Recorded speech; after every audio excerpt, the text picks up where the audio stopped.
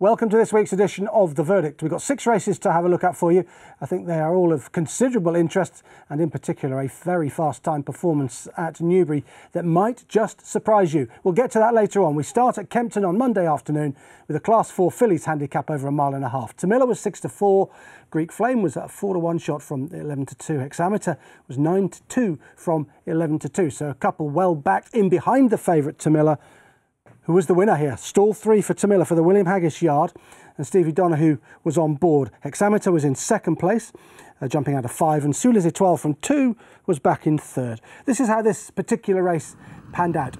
I think it's quite a good Class 4 event, and I think both the first 2 are better than Class 4 fillies. Towards the outside, Arenas del Tempo sets the pace out in front. It's a pretty good pace. The course track sectional saying it's pretty evenly run contest this. Often at Kempton Park, they go quite steady for a long way till about halfway, and then they pick up from there on in and sprint up the home straight. But this, for a Class 4, was quite well run. A finishing speed percentage of 106.2. Pretty good for the grade. It meant that Tamilla finished off 6.2% quicker, and then she ran the rest of the race. And you can see they don't really steady as they go down the back. They keep up the tempo. And the finish is a very interesting one here, with Hexameter perhaps striking for home a little bit too soon, and Tamilla able to rally and get past that one in the closing stages. The course track sectionals tell us that the final 3 furlongs were pretty good, that they came home quite strongly, 36.04, so even 12s really through the final 3 furlongs for Tamilla, who shapes like a very strong stayer. I think she's going to stay further than this 1.5 miles. She's by Nathaniel. Nathaniel does throw a lot of good fillies, and I think she could be one of them. I think she's going to get out of this grade, as will Hexameter. Hexameter on the outside of the field there in the Cheveley Park colours. I think Hexameter is certain to win next time up. She did hold an entry in a maiden at Wolverhampton. She's not going to take up that particular entry, but if she was to run in something like that, I think she'd be a shoo-in. Now you can see Hexameter looming up, with Tamilla beginning to launch. Now Hexameter, you need to give this horse a bit of a sectional upgrade. 9th furlong, 11.87, and the 10th furlong, the penultimate furlong, 11.99. That looked like it sealed the deal for her, but it didn't, because the stronger stayer, Tamilla, switched to the inside, just outstays her. You can see her picking up, still looking a little bit green down on the inside there. And under Stevie Donahue, under a strong drive, she picks up well. Here's Hexameter, is sprinted to that furlong pole, and now's the point where she just starts to empty, and Tamilla finds a bit more down on the inside, and is going away at the line in quite impressive fashion. And for the grade, I think these are 2 really nice fillies. Tamilla, you can see, galloping out strongly when she's crossed the line. I think she's absolutely certain to stay further than this. I think she'd get 1.75 miles. Whereas if you look at Hexameter, if you want to put her in your racing TV tracker, also with the blue cap, Cheveley Park colours, she doesn't want a yard more than this. In fact, she could probably do with coming back down in trip. I'm giving her an upgrade, but I wouldn't be necessarily wanting to get stuck into her if she was in a race over 1.5 miles, which looked like it would be strongly run.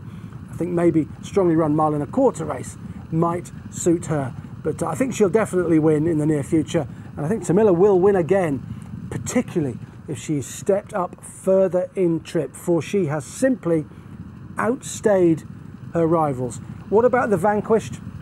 Well, it wasn't a particularly strong race, you have to say that, but I'm not asking myself what Tamilla and Hexameter beat. I'm asking myself how fast did they run, and Hexameter's couple of furlongs where she sprinted of 11.87 and 11.99 put her down as being quite a fast filly, and the even 12s that Tamilla went through the final 3 furlongs mark her out as a decent stayer to follow. Another nice horse for the William Haggas yard.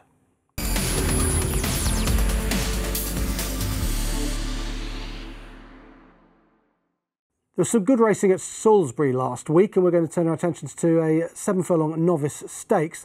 Faattik was sent off the quite well backed favourite, 4-5, time step 6-4, Painless Potter 10-1, and really big prices the rest of them. And this was a race that revolved around the front two in the market, with Faattik doing the business in grand style, jumping out of stall number 3 and getting the better of Time Step, previous winner from stall 4. This is how this race unfolded, and I think this was a pretty impressive performance from Faattik. Quite a nice 2-year-old, I think, for the Roger Varian team, and David Egan was the man on board. Time Step made the running, and the pace was pretty good. The finishing speed percentage, as evidenced by the course track sectionals, 102.89. So they've got a pretty good gallop over 7 furlongs here. Suffice to say, I think for 2-year-olds, this was a strongly run race, and it produced quite a performance from Faattik, who ultimately pulls 4.5 lengths clear of the runner-up, Time Step, who was carrying a penalty for a previous success. Faattik just tracking Time Step at this stage in second place in the yellow colours, but will loom up on the outside and then quick and clear in good style. Let me highlight one horse for you who is just about second last, the grey horse on the outside. Will ultimately finish in 3rd place, Roundabout Silver. This is a horse for your racing TV trackers. I'll tell you why shortly, but we need to watch Faattik quicken up here and go clear in the final couple of furlongs. Final 3 furlongs, 35.54 for Faattik. Really quickened up in grand style. Got a little bit tired in the final furlong, running 12.81, but had done the damage from the 3 to the 1, quickening up really smartly and eased down by David Egan late on. Thrashing Time Step, and then flashing into 3rd. There's the horse that I mentioned, Roundabout Silver, who jumped out of stall 7, was always wide, didn't get much cover. This horse is trained by Jim Boyle, and you think this horse should go in your racing TV tracker, because Roundabout Silver fired the fastest furlong of the race in trying to get into contention. The 5th furlong, 10.88 for the grey horse, right on the outside. So that was a good effort, but was way too far back, and clearly he's not going to be as good as Faattik is going to be. But that was good from Roundabout Silver, and this horse can definitely win a race for the Jim Boyle yard. Make no mistake about that. But this winner is very good, I think. Off a strong pace, travelled well, picked up strongly, sprinted for a couple of furlongs according to the course track sectionals, and won in hand, eased down by David Egan close home. Quite an impressive turn of foot from this winner, and they pulled a long way clear of the rest. There's Roundabout Silver, just beginning to pick up towards the outside and fire that quick furlong of 10.88, but was never going to get to the front 2, who are both pretty useful. And I think for Roger Varian, Faattik is going to go on to pretty good things. I think this horse's main asset is speed. Might stay a little bit further, but he's a cruise and quickener, this fella, and he certainly did it in good style here. 80 winners now for Roger Varian this year. He's having a very good season, and his strike rate of 21% is exactly where he would like to be. He's normally around about 20, 21, 22% in the last 3 or 4 years. So he's exactly where he wants to be. 80 winners for him, and Faattik, a very useful recruit for him.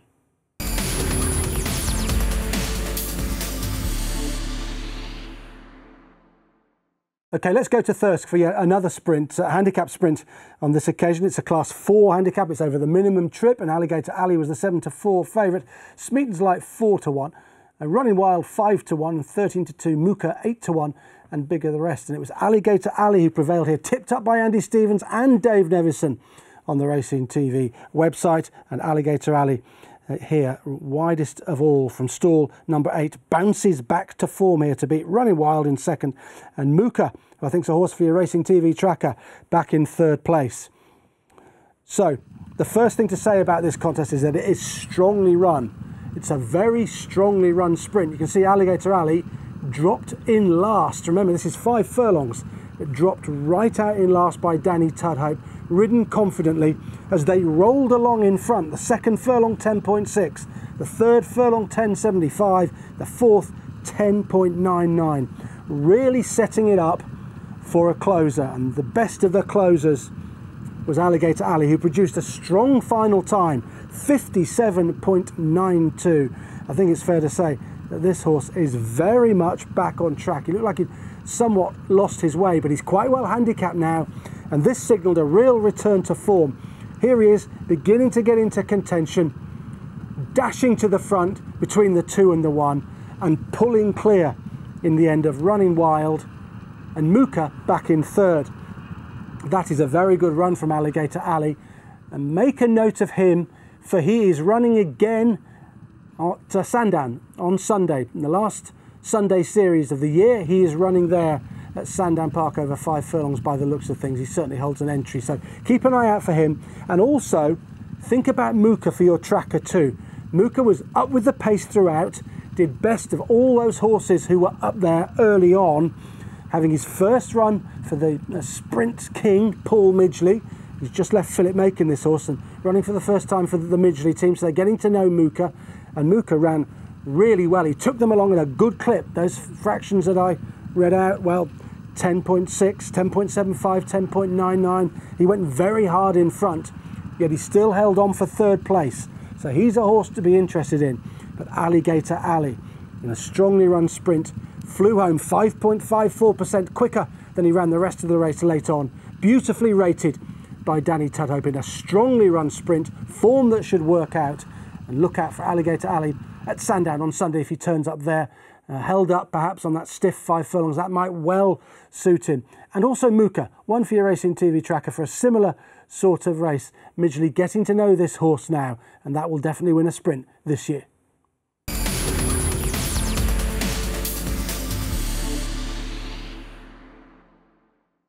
The next 2 performances we're going to look at in the verdict this week are the 2 of the best time performances of the week. This one put up by a 2-year-old. It was a 6 furlong novice stakes at the end of the week at Thirsk and 5-4 favourite Installation. Marshman 13-8, Indiana B5s, 11-1 Orbital Chime and 25s, and bigger the rest. And it was Marshman, who remains unbeaten in 2 starts, who was wildly impressive here from stall number 8. Orbital Chime next door in 9. Rounded out 2nd spot. Indiana B over here was back in 3rd place. But this is about one horse and one horse only. A Carl Burke trained 2-year-old. No surprise there given the season he's had with his 2-year-olds. But this fella is very fast. He's very talented. And I think he could run in a listed or even a group race following this particular performance. And it might well be that we'll see him at York next week. More of that and on. But for now, what did he achieve? Well, he made all the running just about, and it was a very strongly run contest. He went quite hard in the early stages. He produced a very good final time of 1 minute 11.21, and he won by 8.5 lengths nonetheless. The course track sectionals show us that he quickened sharply from the 3 furlong pole to the 1 furlong pole. Really impressive splits. 11.07, 10.94, that's what he's firing now as he clears away from them, and then 11.94 in the final furlong. Just look at the way this horse spread eagles his field. It's his 2nd career start. He won on debut, nowhere near as impressively as this. And the sectionals back up what you see with your eye. He looked impressive, but how impressive? Well, we can tell from the clock with those splits that he fired. And it wasn't like he went steadily in the early part of the race, conserving petrol so that he could sprint at the end. He went quite hard early on, and then when the button was pressed, whoosh, he was away and gone. Wildly impressive, I think, this fella. And it begs the question, where are we going to see him again? Well, he's got quite a lot of decent entries, Champagne Stakes being one of them. But what about the Gimcrack at York next week?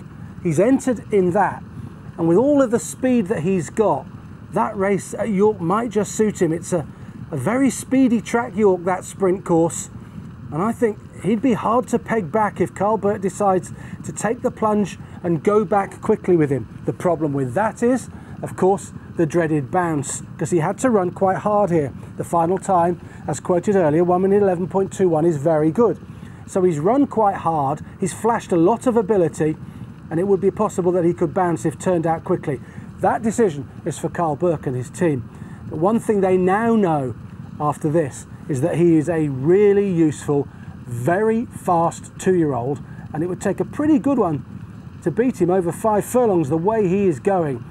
Progressed massively from his first run to his second, and I am very keen on this horse going forward. It could be the Gimcrack next week. And if he does turn up, and he turns up in that sort of form, I put it to you that he'll be very hard to catch.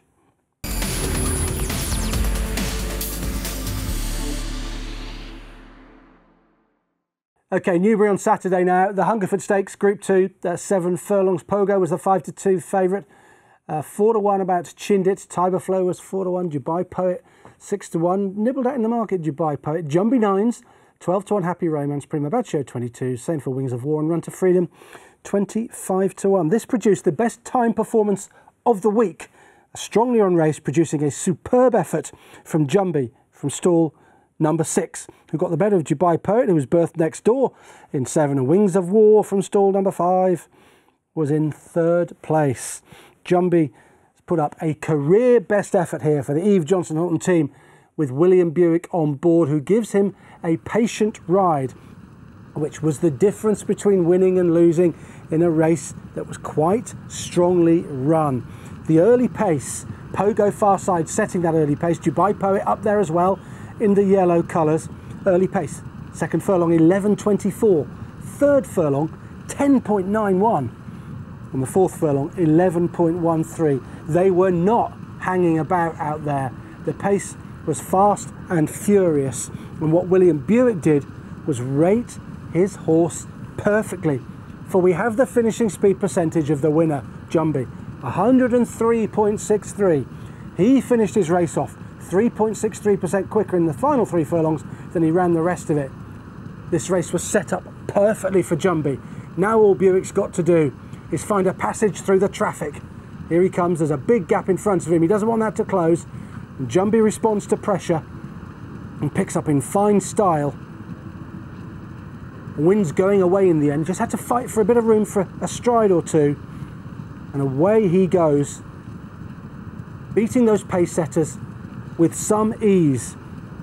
Now in 2nd place, the yellow colours, is Dubai Poet. Now he was up there with that fierce early gallop. He was always up there with Pogo, going those fractions that I mentioned, the 11.24, the 10.91 and 11.13, yet he was able to rally for 2nd place. That's a really good effort from Dubai Poet. Keep an eye on him going forward, because this was a tough effort from him, but the race set up perfectly for Jumby, and he didn't disappoint. Look, he's a good horse, we know that. Placed in the Bunbury Cup, placed in the Wokingham at Royal Ascot as well. But this is easily the best performance of his career, and it just goes to show what he can do when he gets a strong gallop to run at, and he gets a well-judged ride on the back of that. It's all well and good saying, well, horses are going to have a race set up to suit a strong pace, but can the rider execute a patient ride to perfection? That's got to be allied with the strong pace, and that's what William Buick was able to do here. But the vanquished Dubai Poet comes out with an enormous amount of credit, having always been up with that strong pace. In terms of a raw time figure, that was easily the best performance of the week from Jumby. Indeed, the best performance of his career.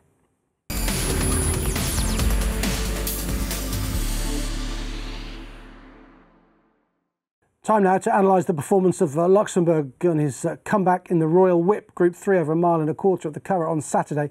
He was the 9-2 on favourite, off a layoff since finishing 3rd to Caribus in the 2,000 guineas. Insinuendo, 15-2 and 16-1, and bigger the rest. And he got the job done, Luxembourg. And this performance was described by some as a tad disappointing. Others said it was just workmanlike. Others took the view that, well, he probably needed the run and he'll come on a ton for it. I'm sure that he will come on a lot for it. I think Aidan O'Brien will have left a fair bit to work on, given that the Irish Champion Stakes is a possible target for this horse. But I'm going to upgrade what he achieved here, and I'm going to upgrade him considerably because of the run of the race. Now, he's sat in 4th place at the moment, horse number 4, Ryan Moore on board. He's about 4 and a bit lengths off the lead. A steady gallop, so steady that the finishing speed percentage was 112.26. Wow, they are absolutely crawling out there. Finishing off Luxembourg 12.26 seconds quicker in the final 3 furlongs he ran the rest of the race. This was a crawl and sprint race, and he was positionally disadvantaged. Sat there in fourth, perhaps a little bit too far off the pace. Just in front of him, number 2, Insinuendo, who's perhaps a little bit unlucky here, and might have won with a clear run. That's conjecture. We don't know. We know that Luxembourg did win, and I think he did really well to win. Remember, he's coming off a layoff. He's at a disadvantage off a very, very steady gallop, pedestrian stuff out in front from his 2 stable companions, and he's had to sprint to simply get into contention. Ryan Moore just niggling him, just organising him at this stage, keeping Insinuendo in. That was good from Ryan, trapping Insinuendo, white cap. She's going really well, but she's got nowhere to go. Now Ryan says go, and he picks up really well. Picks up in good style, gets past his stable companions, and he has sprinted there from a bad position in a slowly run race and got himself to the front. Now Insinuendo, who was briefly stopped, she flies at him. You think she's going to beat him, but oh no. Once Ryan picks up the stick and really asks him to go, he's always holding her. They're 4 or 5 lengths clear of the rest. I don't think that was a bad performance on his comeback at all. I would be quite pleased with that, I think, if I was Aidan O'Brien, thinking that there'll be a load more to come from him and that this race was just not run to suit. Luxembourg, if you look at the course track sectionals, was the fastest through the 9th furlong. 11.13 was the furlong that he fired, that 9th furlong. So that was from the 2 to the 1, which took him to the front. And then he had to rally under strong pressure to beat the filly, Insinuendo, who's, well, you can make your own mind out whether she was unlucky or not. But she didn't win. Luxembourg did, in a race that would not have suited him. Does this prove that he stays 10 furlongs? Not really, because it was a crawl and sprint job, but I'm sure he will stay a strongly run 10. And I think in a strongly run race, you will see a much better Luxembourg. We know how good he is. We know what he did at 2. We know he was 3rd in the 2,000 guineas. He's had a bit of a setback. He's had a layoff. And I think that man there, Aidan O'Brien, will be very pleased with what he saw. The race was a bit of a farce, and Luxembourg overcame adversity to win on his comeback, and he'll be miles better when we see him next time. Hopefully for him and Connections in a more strongly run affair. I'm certainly not giving up on him now. Some people might. I'm certainly not. He is a very good racehorse, and I think there's a lot to come from him throughout the rest of the season. That's it for the verdict. I hope you enjoyed it this week. I think the 2 standout performances that we saw were Marshman at Thirsk, certainly the best 2-year-old performance we saw all week, and the best time performance of the week came at Newbury in the Hungerford. Jumby, given a brilliant patient ride from William Buick in a very strongly run race, taking the Hungerford Stakes in a really fast time. That's it. See you next time.